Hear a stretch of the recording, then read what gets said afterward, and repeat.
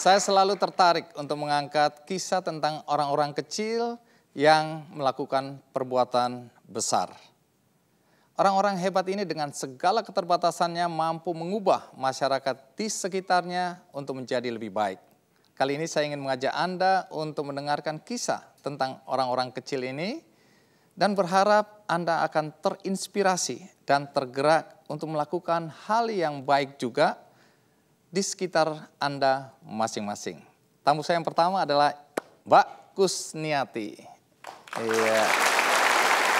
Matur nuwun. Terima kasih. Silakan duduk. Pertama tentu terima kasih ya.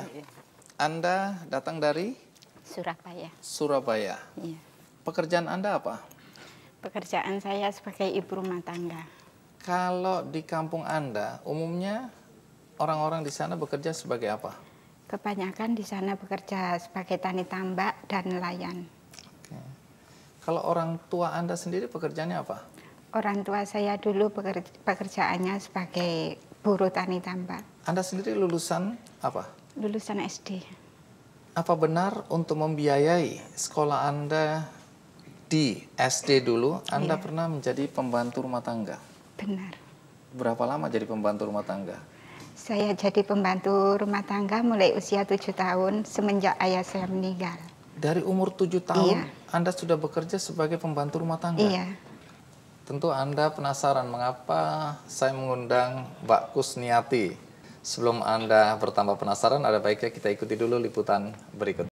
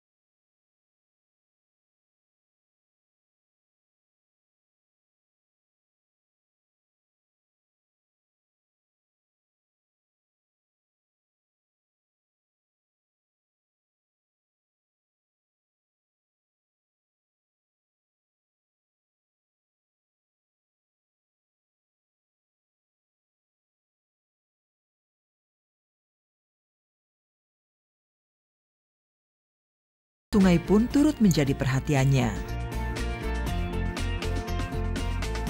Kusniati mempelopori kegiatan pembersihan sungai di kampung nelayan ini agar senantiasa bersih dan terhindar dari beragam penyakit. Di sini tuh kan sering terjadi pasang surutnya air. Jadi kalau waktu pasang itu 1 tahun sekali itu bisa masuk ke rumah-rumah warga. Kalau nggak dibersihkan itu otomatis nanti kan bisa membuat penyakit atau sarang nyamuk kan banyak. Jadi saya tergugah untuk membersihkannya itu dan merawatnya dengan cara menanam bibit-bibit yang masih kecil itu lagi.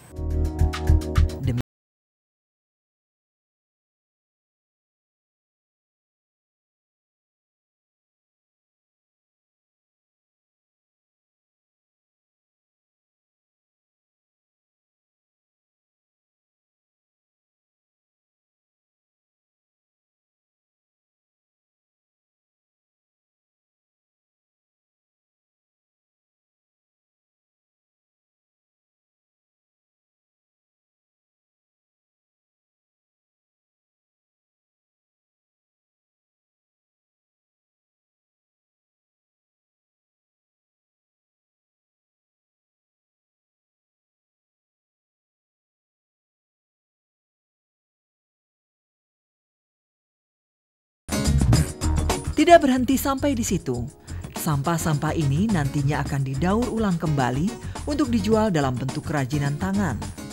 Keuntungan dari usaha ini untuk membiayai kebersihan dan perawatan lingkungan. Selain itu, Kusniati membuka bagi siapa saja yang ingin belajar membuat produk olahan dari buah mangrove. Bersama kelompok nyirih miliknya, Kusniati membuat sirup dari mangrove.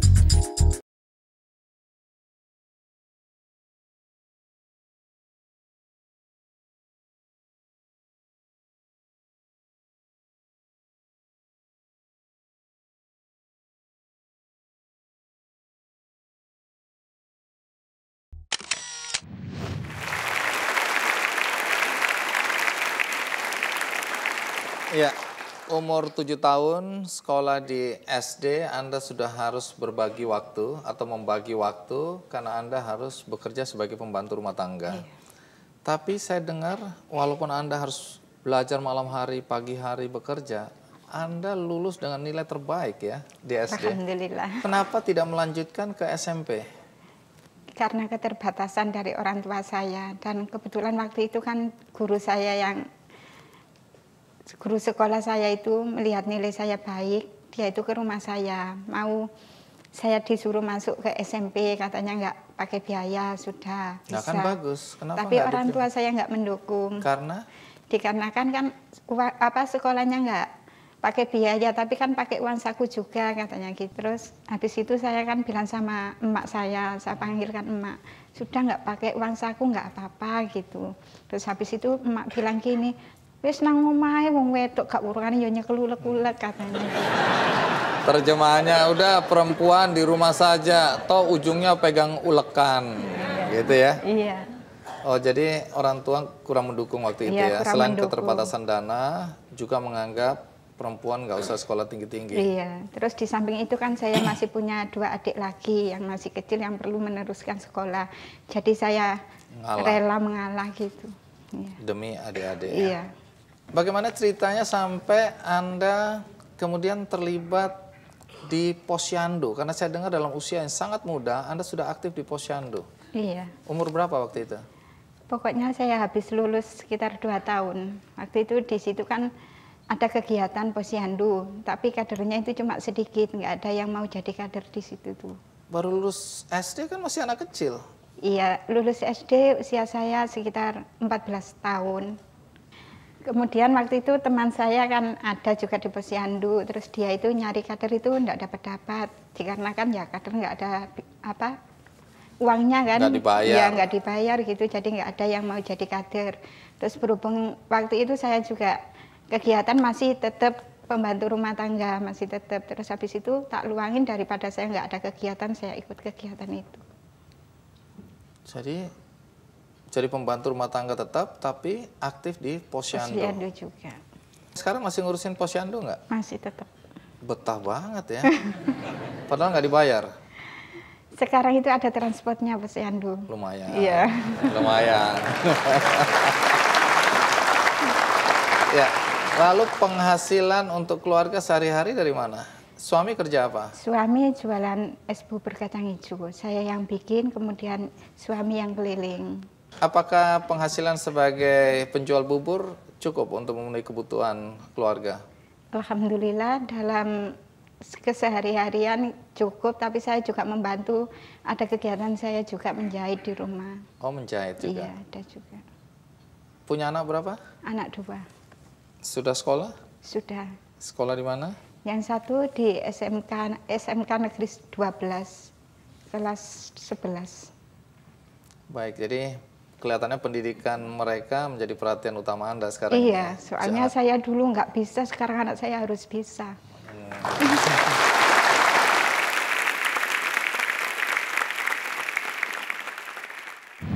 Anda sempat dibilang gila oleh warga di sekitar Anda ketika Anda mengambil plastik, kemudian menanam mangrove begitu. Kenapa dibilang gila?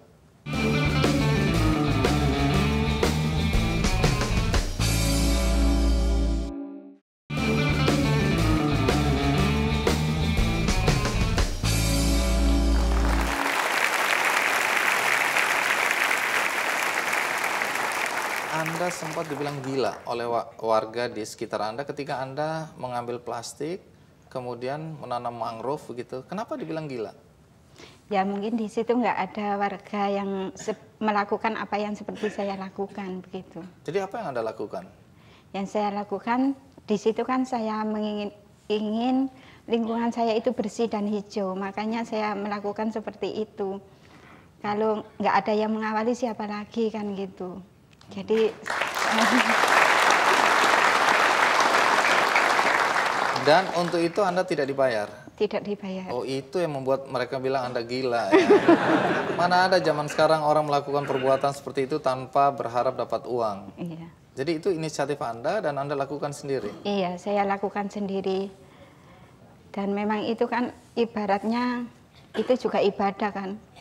Ibaratnya katanya agama Islam kan an-nadhafatu minal iman, katanya kebersihan bukan dari iman. Baik, pada saat itu kondisi kali dan sekitar mangrove seperti apa sih? Ya kotor sekali memangnya. Kan kebanyakan warga di wilayah saya itu masih kurang mengerti. Pembuangan sampah itu mereka masih buang ke sungai. Jadi sungai itu ya penuh dengan sampah. Nah, kemudian apa yang pertama kali menggerakkan Anda untuk kemudian mengumpulkan sampah-sampah atau membersihkan kali? Yang menggerakkan pertama kali saya yaitu di sebelah rumah saya itu kan ada sungai. Itu sangat kotor sekali. Dan kalau kotor itu, kalau banjir, airnya kan melober. Melober itu sampahnya itu tersangkut di daratan-daratan itu. Jadi nyamuk-nyamuk itu kan banyak sekali. Makanya itu saya ambilin biar nggak banyak nyamuknya gitu.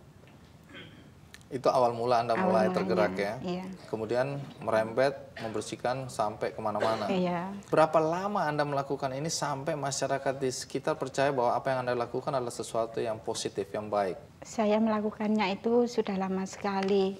Sekitar mungkin tahun 2006-an lah saya seperti itu. Ya mulai menanam di lingkungan saya itu dulu nggak ada tanaman sama sekali. Gersang dan memang tanahnya itu sulit untuk ditanami soalnya tanahnya asin. Jadi saya dibantu sama suami saya itu tadi nanam-nanam. Habis itu saya tanam-tanam ya kayak di pinggiran sungai, terus di pot-pot itu, terus kemudian saya kebagikan ke warga-warga siapa yang mau merawat. Kebanyakan ada warga yang berminat juga dan mereka saya ajak untuk menanam itu. Lama-lama makin banyak Iya, terlibat. lama-lama mereka banyak, oh jadi kok bisa tumbuh, ternyata ada tanamannya, enak ya, adem gitu. Jadi mereka itu ya meniru menanam gitu di depan rumah-rumahnya juga. Sejak saat itu masyarakat terlibat. Iya. Nah, kemudian belakangan Anda mendirikan bank sampah. Iya. Ini idenya dari mana? Ini idenya bank sampah waktu itu ya saya ngobrol-ngobrol sama Mas Mirza itu waktu itu. Siapa Mas Mirza itu? Mas Mirza itu adalah CSR PLN. PLN. Apa yang waktu itu diobrolin?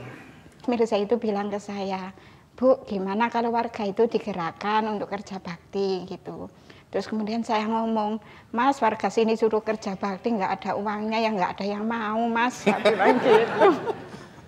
Terus Mas Mirzanya bilang, gimana Bu kalau itu dibangunin bank sampah? Dengan senang hati saya menerima. Kemudian dimusyawarahkan sama masyarakat lingkungan situ. Dan alhamdulillah mereka juga menerima. Gitu. Terus apa yang dilakukan? Kemudian dari PLN itu membangunin bank sampah. Oh, untuk tempat ngumpulin sampahnya? Iya, untuk tempat ngumpulin sampahnya.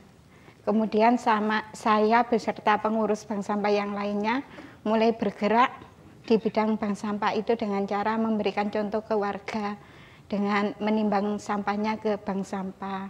Jadi sampah yang mereka buang ke sungai nggak lagi dibuang ke sungai, jadi dimasukkan bank sampah dan bisa diuangkan. Jadi ya. Tapi kan untuk membeli sampah masyarakat kan butuh modal. Dari mana modalnya? Modal awal kita dikasih sama Pak Lurah kita 400.000. Kemudian kita dibantu oleh PLN itu 2 juta. Terus dalam perputaran itu dalam 2.400.000 itu. Dalam tempo sekitar 2 bulan sudah habis uang itu. Sementara dalam pengiriman kita masih tersendat oleh kendaraan, kita nggak punya kendaraan. Kemudian ada teman saya yang bernama Mas Imron itu meminjamin modalnya ke saya sama teman-teman untuk tambahan perputaran bank sampah itu tadi. Ini sampah dari warga ditampung di situ, terus siapa yang membawa sampah dikasih uang, dibeli sampahnya? Iya, sampahnya saya beli, dan yang terbanyak itu adalah sampah dari bersih-bersih sungai itu, yang terbanyak. Lalu sampahnya dibuat apa? Sampahnya kemudian kita pilah-pilah sesuai dengan jenisnya masing-masing. Habis itu kita kirim ke pengepul, kita jual. Dan ada juga yang kita bikin kerajinan seperti ini. Oh, ini kerajinan. Iya, Ini dari sampah? Iya, sampah. Siapa menyangka kerajinan seperti ini dari sampah?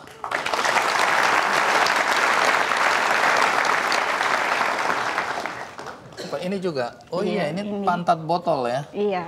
Oh, ini dibuat apa ini? Kita buat sebagai kotaknya itu apa, tempatnya Perhiasan. permen. Oh, permen. Iya. Oh, ada resletingnya ya? Iya. Dibuka gini ya? Iya. Wah, keren betul nih. Terus ini sampah. Iya. Hasilnya dibuat apa? Hasilnya ini nanti kita jual, dan kebetulan di bank sampah itu kita kan sering ada tamu. Iya.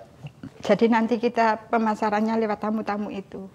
Oh, jadi yang datang ke sana bisa membeli souvenir yang dibuat dari bahan-bahan sampah. Iya. Saya dengar bahwa Anda ini kegiatan bank sampah, Anda menggagas 5 program kreatif. Iya. Nah, saya bacakan ya. Iya. 1.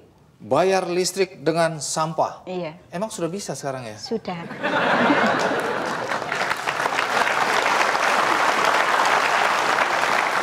Jadi sampah-sampah itu dibawa ke loket PLN gitu? Nah, apa maksudnya bayar listrik dengan sampah ini? Tidak begitu Pak ceritanya. Oh, tidak begitu. Ceritanya bagaimana? Ya, warga itu membawa sampahnya ke bank sampah, kemudian ditimbang, lalu kita catat, ditabungkan. Habis itu nanti dalam tabungan itu dalam 1 bulan mereka itu dapat berapa. Lalu mereka bayar listrik habis berapa, misalnya bayar listriknya habis 50.000, tabungan mereka dapat 35.000, mereka tinggal menambahkan 15.000. Terus kemudian simpan pinjam dengan sampah. Iya. Apalagi nih?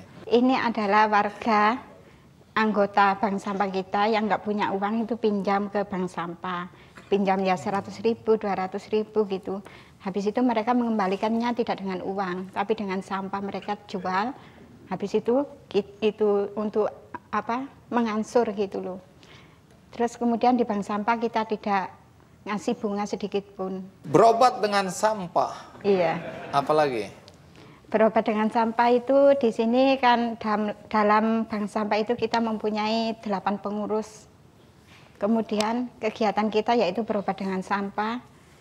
Seandainya ada pengurus itu yang sakit, kita ambilin, kita jenguk pakai uang dari bank sampah itu tadi. Jadi kita menjenguknya tidak pakai uang pribadi kita. Terus kemudian seandainya ada nasabah itu sakit, melahirkan atau apa, kita menjenguknya pakai uang bank sampah juga. Sampah memang luar biasa.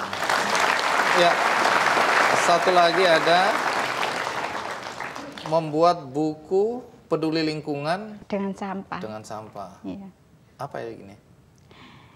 Kebetulan di wilayah saya itu kan sudah kita tanam-tanamin. Banyak tanaman yang kita dibantu dari kayak dinas, DKP itu kan membantu tanaman-tanaman. Kemudian kita menanam sambil mengajak orang, menyuruh orang. Terus habis itu pemeliharaan tanaman juga kita memberi upahnya itu kita ambilkan dari uang bank sampah itu. Yaitu dari labanya sampah itu tadi kita buat membayari mereka. Saya dengar tempat Mbak Kusniati ini juga menjadi ajang untuk pembelajaran ya. Iya. Siapa aja yang pernah datang ke sana untuk belajar? Yang pernah datang ke sana yaitu dari ASEAN kemarin sudah pernah. Jadi orang-orang dari negara-negara ASEAN datang ke situ? Iya.